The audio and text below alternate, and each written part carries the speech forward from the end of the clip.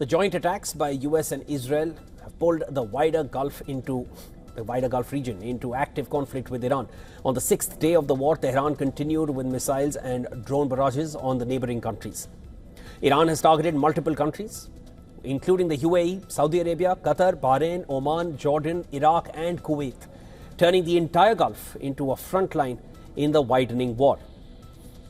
Iran had said this well before the hostilities started, that if they are attacked, they will go after all American bases in the region.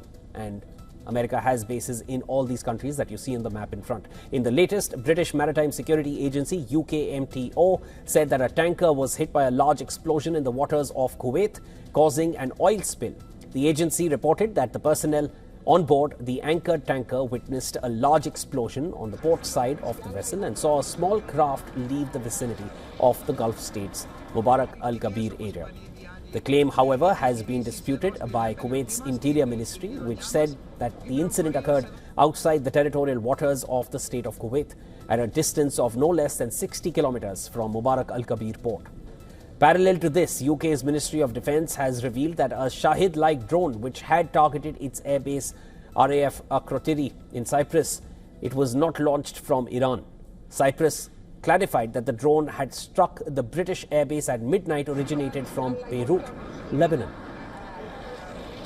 Meanwhile, Saudi Arabia's defense ministry said that it had intercepted 3 cruise missiles outside the city of Al-Kharj, a city south of Riyadh. The kingdom had previously warned that it reserves the full right to respond to blatant Iranian aggression after a series of drone and missile strikes targeted capital Riyadh and the country's eastern province.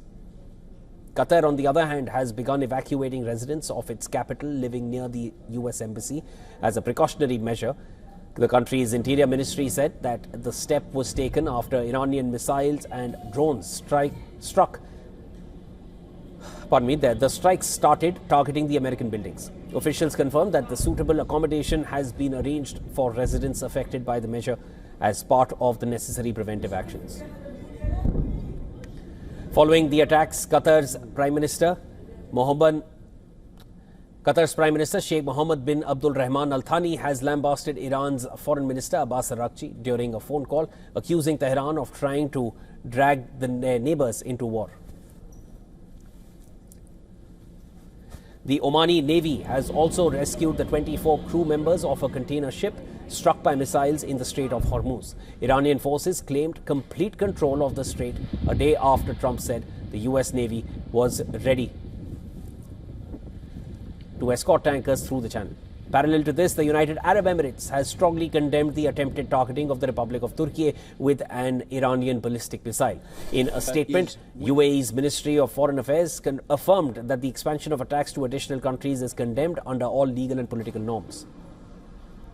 On the other hand, Iran denied having fired that missile which was heading towards Turkey. Now, in the meantime, Dubai airports have confirmed that most flights are still suspended, urging passengers not to travel to the airport unless their airline has officially confirmed their departure time. Travelers were advised not to come to the airport unless they have received confirmation from their airline.